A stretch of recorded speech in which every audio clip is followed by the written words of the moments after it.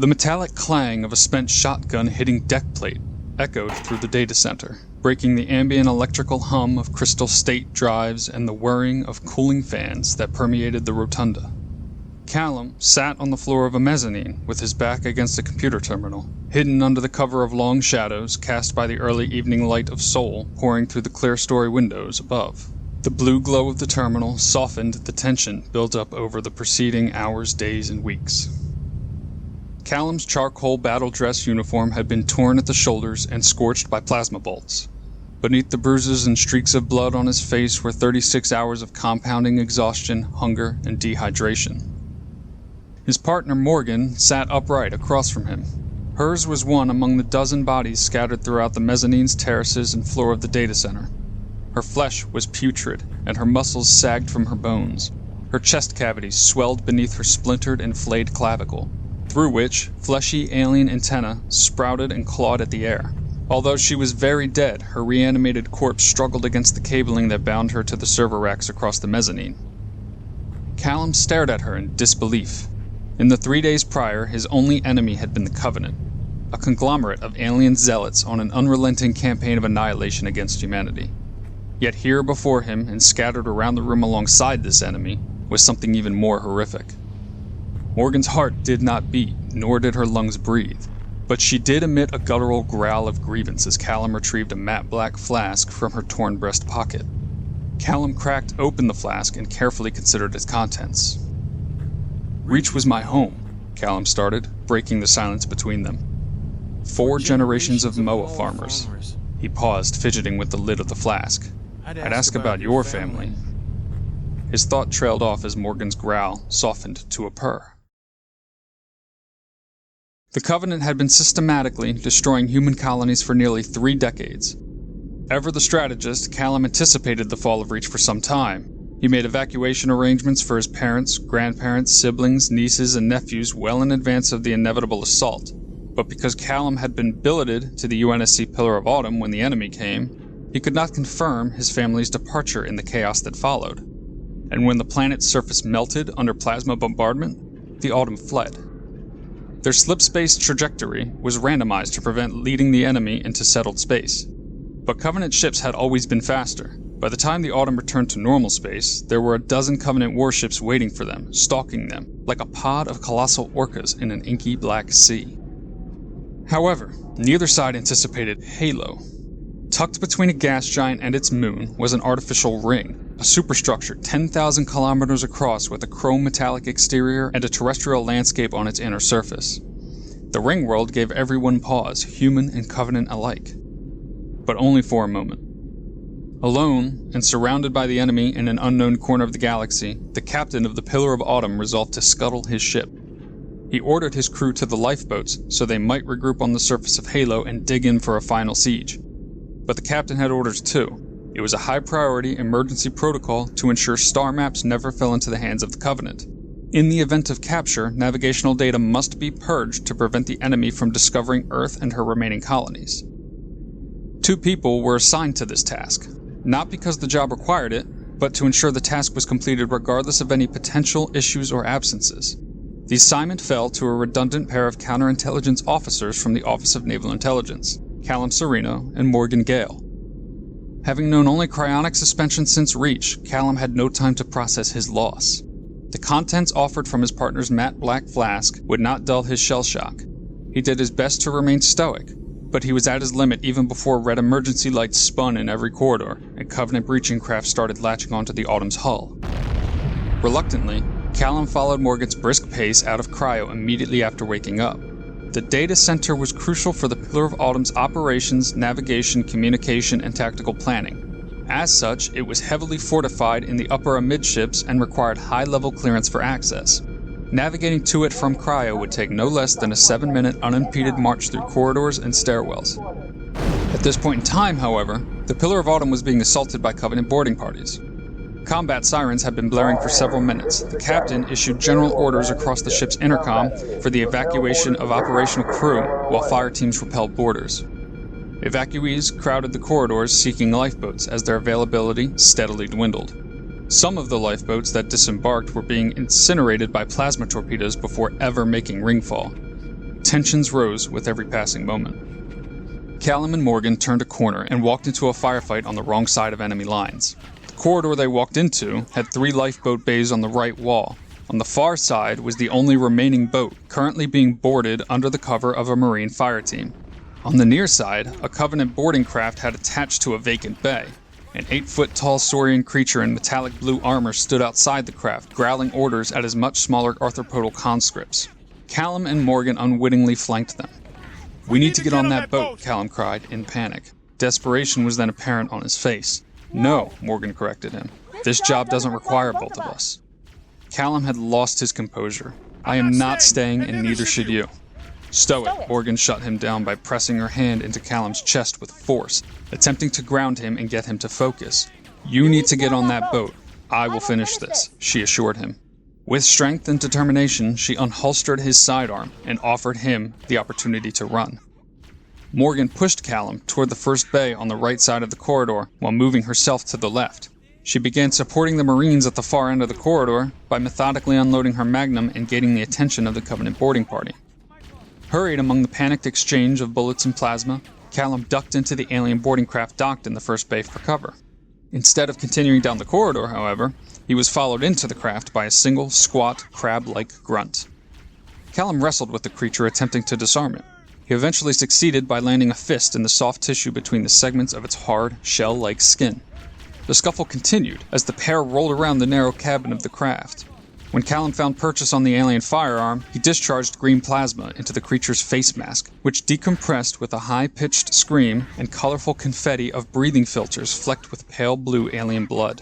In that moment, the door of the Covenant craft closed. Callum's fear was then fully realized as the troop carrier disengaged from the Pillar of Autumn and into space with him still inside. The craft did not drift, but accelerated. Callum correctly assumed it was making an automated return trip to the warship from which it came. He made every effort to break into the cockpit, but the alien door at the end of the troop bay refused entry. When the craft shuddered in deceleration minutes later, Callum pulled at the edges of every wall panel until one opened. He crawled into the guts of the craft, tangled in oily alien plumbing and uncomfortably warm conduit. He closed himself inside the belly of the beast with bated breath. Every shake and bump of the craft was alarming. Callum could only repeatedly guess when the alien craft had arrived at its destination until the cabin door finally opened to confirm it. Heavy alien boots walked the deck while alien tongues cursed it.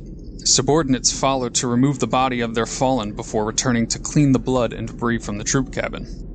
Callum remained very still and very quiet for a very long time. He had only the emergency supply of food and water that he had carried from cryo. Uncomfortable as it was, he eventually found respite within the warm embrace of the alien craft's intestines and the gentle, whale-like ambient song of the structure around him. There was no indication of the passage of time. Callum frequently considered venturing out of the troop carrier, but he remained there for 3 days and 3 nights. He lay in wait as alien janitors and maintenance techs came in and out of the craft, none of them bothering to check for stowaways. He was alone and deep into enemy territory with no plan of escape. Callum had time to acknowledge his distress from inside the Covenant craft. He had been casted to the deep, surrounded by his own failure, and felt as though his cowardice had cost so much for himself and those who depended on him. Despite his dire situation, or perhaps because of it, he returned to hope. He vowed to the walls that he would fulfill his duty if given the opportunity. On the 3rd day, Covenant conscripts and their captain marched aboard the troop carrier and launched it from the cruiser. Callum listened as the alien commander offered something in the tone of encouragement or threat to its subordinates, accompanied by the turbulence of the journey. The sudden acceleration of departure was mirrored by deceleration moments later. At the familiar sound of an airlock, the Covenant troops exited the craft, leaving Callum alone once again. Moments passed as Callum gathered the courage to investigate his whereabouts. He mustered the strength to exit the troop carrier. And what he discovered he could not believe. Callum had been delivered from the belly of hell back to the Pillar of Autumn, exactly where he'd left. A lot had happened over the past 3 days. The Pillar of Autumn had crash-landed on the surface of Halo. Many fires raged before being suppressed or burning out. There also seemed to be a strong Covenant presence aboard the Autumn. Hopefully, he wasn't too late. But there was something else, something foul. The Covenant presence aboard the Autumn was mostly preoccupied with defending it. Not from any human resistance, but from the animated corpses of those fallen in battle, human and Covenant alike. There was a hidden horror to the halo. The ring world must have been a nature preserve, or perhaps even a tomb for a parasitic life form. Callum observed how the dead were occupied and steered like a vessel by a tentacled mass roughly the size of a basketball. These creatures would swarm a host, living or dead, and forcibly nestle into its chest cavity, and the risen abominations were nothing if not combative. Being alone and unexpected, Callum had the advantage of stealth. The scattered skirmishes being fought throughout the autumn were audible from afar and easy to avoid. Callum took his time and several detours along the way to the data center, stopping only to avoid detection or scavenge for food and water. He arrived to find the rotunda occupied by a Covenant infiltration team. Callum was never much of a fighter. Single-handedly dispatching several of the Covenant's elite fighting force was infeasible. He was quite the strategist, however, and so he took a moment to memorize the layout of the room. The radially symmetrical data center had 4 opposing entryways on the ground floor. Between them, the room was divided into 4 equal bays. Atop each bay was a large open window into the high, domed ceiling. Where those windows used to open into a long vertical ventilation shaft, that whole section of the autumn seemed to have been ripped away sometime between arriving in the system and crashing on the ringworld. Now, through those windows, there was only the blue sky, half obscured by the neighboring gas giant and broken by the arcing horizon of the halo. Below the windows along the interior walls of the room were the warship's server arrays, evenly distributed across 4 perimeter mezzanines to maximize space and ensure efficient airflow. Inward from the server bays were 4 terraces, with ramps leading upward to each in a counterclockwise direction. In the center of the rotunda was a raised platform. It was the structural support for the arterial conduits leading to and from the data center, while also featuring a catwalk for maintenance access. The circular design of the room facilitated easy movement, making it convenient for maintenance and upgrades. However, this efficient and tight design felt claustrophobic when occupied by only a handful of technical staff. Callum retreated back into the corridors of the autumn, then into the nearest armory. He found a shotgun and pocketed as many shells as he could carry. From there, he skulked the corridors, looking for a congregation of the dead that he might entice into conflict. It took no more than a gentle rapping of the shotgun against metal walls to inspire pursuit from the animated corpses. With haste, Callum lured the undead into the data center. The Covenant troops inside halted their work at the servers on the mezzanines immediately upon the arrival of the Walking Dead. At a minimum safe distance on the ground below, tucked under and between the platforms, Callum watched as the Covenant would concentrate their plasma munitions at the chest cavity of the corpses in order to burn the infestation within. Occasionally, a parasite would eject itself from its decaying host and into a living adversary. Callum fired buckshot into anything that appeared to have an upper hand in the fight regardless of their allegiance. Because of this, the skirmish resulted in a near stalemate. His plan was executed flawlessly up until the point that he recognized a face hanging off the shoulders of one of the walking human corpses as his partner, Morgan Gale. He called for her, but she was not there. Callum was alone in this room even as this rotting thing that was once his partner slowly approached him. By the fight's end, Morgan had lost both of her arms and walked with an inhibiting limp. Without any Covenant hostiles remaining, Callum was able to carefully lure his shambling friend near a server rack and apprehend her with some stray network cable. She thrashed about violently for a few moments, but eventually settled. Because the Covenant appeared to still be working when Callum arrived, he deduced they had not yet succeeded in their intrusion, though he would have to confirm this. His face moved into the soft blue light of the nearest server terminal on the mezzanine. The white cursor flashed, awaiting instructions. Pillar of Autumn, root directory, prompt, run as, user ltjg.sereno, password, wizard. Login successful. Lieutenant Junior Grade Callum Sereno, Office of Naval Intelligence, Section 2, Counterintelligence Division, Service Number 10151-40108-CS. Round and round and round, Callum's head was spinning. Recalling his perilous journey here, Callum grounded himself in his objective. Protocol was clear. A warship of the United Nations Space Command must not be captured with intact navigation databases that may lead Covenant forces to civilian population centers. The servers here on the grounded UNSC Pillar of Autumn must be purged, but had he already failed? LTJG.Sereno, prompt, echo, server log, monitoring server activity. Several lines of time and date-stamped log entries unfolded down the screen. The record indicated every action taken since the Pillar of Autumn jumped into slipspace from Reach 3 days ago. Admittedly, there wasn't much worth noting. Coordinates had been saved and retrieved. Command logs were entered up to and including the order to execute the emergency protocol. There was, however, something strange. Timestamp 1900 hours 6 minutes 59 seconds. New user 04-343 priority access. Timestamp 1900 hours 7 minutes 0 seconds. User 04-343 accessing secure files. A local intrusion, and it was happening as he stood there. It was definitely not of UNSC or ONI design, and probably not Covenant, given the lack of pious naming convention. But who? Callum wondered aloud. Timestamp 1900 hours 7 minutes 1 second. User 04-343 echoing. Ridiculous that you would imbue a warship's AI with such a wealth of knowledge. Weren't you worried it might be captured or destroyed? Timestamp 1900 hours 7 minutes 7 seconds. User 04-343 downloading files. Timestamp 1900 hours 7 minutes 13 seconds. User 04-343 echoing.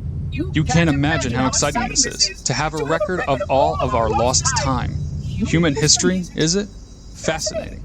Timestamp 1900 hours 7 minutes 30 seconds. User 04-343 initiating data transfer. Callum resolved to cut off the data transfer before it finished.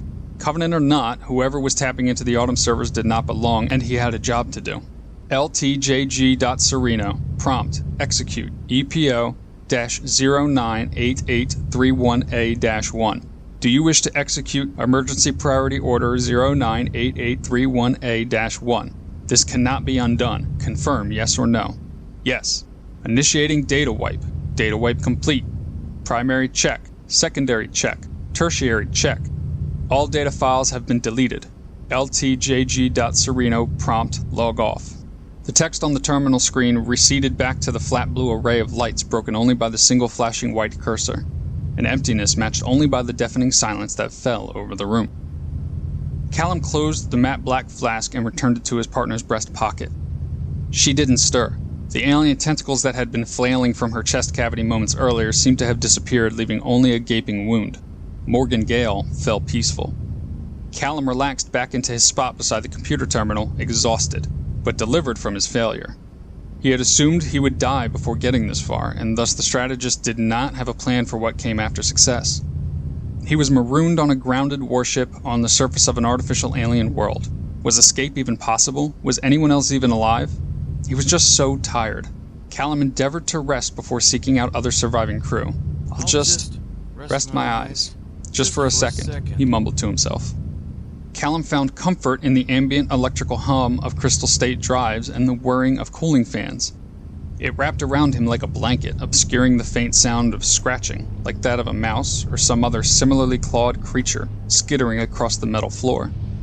The room fell away, and then, finally,